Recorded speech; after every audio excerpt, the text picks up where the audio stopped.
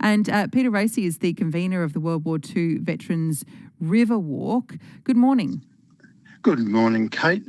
Great to hear your voice. And I have a really fascinating story about the largest Darwin war bombing relic that's sitting right in Brisbane, right about 500 metres away from where you are. It's the flagpole of the Swan, which was bombed in Darwin Harbour. The Swan was repaired at the South Brisbane Dry Dock. The rear flagpole came off, went out to Rockley to an Evans Deacon Depot, came back in to the South Bank site as part of World Expo 88, was relocated for the Goodwill Bridge, is currently sitting on Main Road's land, held in trust from the Queensland Maritime Museum, looked after in honour by the Queensland Naval Association, overseen by South Bank, and unfortunately the flagpole has been condemned and needs to be restored, sandblasted, all the rigging redone, and just it's amazing that such a great opportunity just hasn't quite been able to be pulled together for the 80th anniversary, because there's really just not the public awareness of that flagpole and what history is contained within it. It's a very sad story. Yeah, and thank you so much for bringing it to our attention. I really appreciate that, Peter, and will be interesting to see what happens to that now and next. And so keep in touch with us. It'll be interesting to see if that responsibility is shouldered, if the financial responsibility to be able to restore it, when and how that might happen. But this was the 80th anniversary, and there'll be another and another. Like, the history doesn't evaporate, so the need to take care of it will also continue too. Thank you so much, Peter. Thank you. Bye.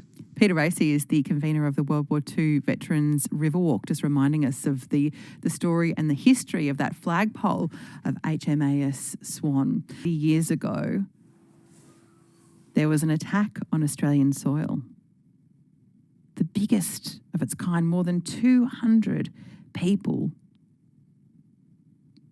died. Darwin was bombed. And it was the first of at least 64 air raids right across the top of Australia, North Queensland, from Townsville north and right across to WA. It continued for around 18 months until 1943.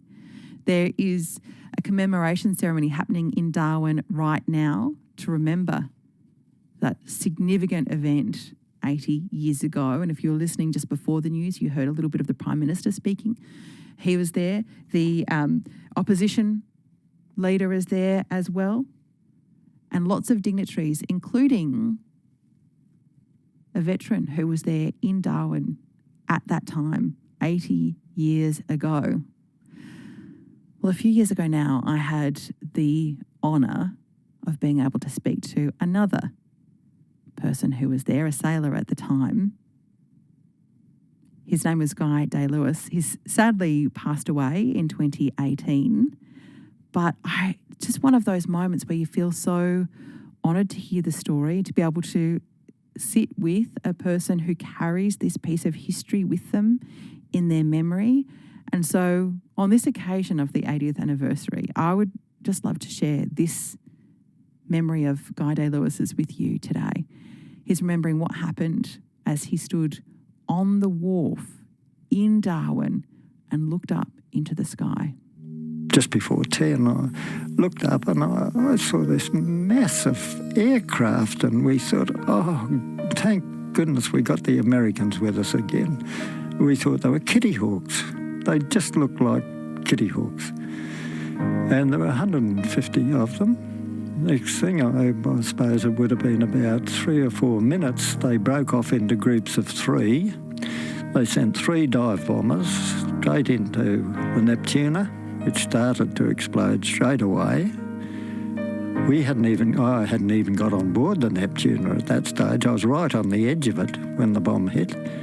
But the bomb had wiped out the wharfie shed. And for the next 10 or 20 minutes, it was just chaotic.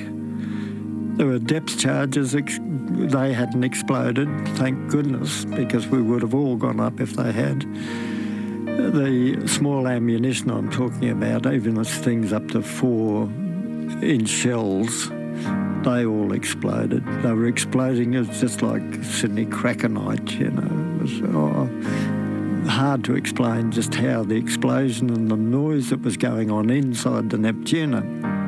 There was another fellow on the wharf with me at this stage. There was nobody else on the wharf apart from this other chap. We had no way of escape. The wharf was going to be blown up as well. So we finished up in the Darwin harbour and we swam from the wharf to the civil aviation steps. That's where they anchored the Sunderland flying boat that flew from Sydney to London. When I went into the water, I lost my dog tag. I lost my cap, which identified me as a sailor.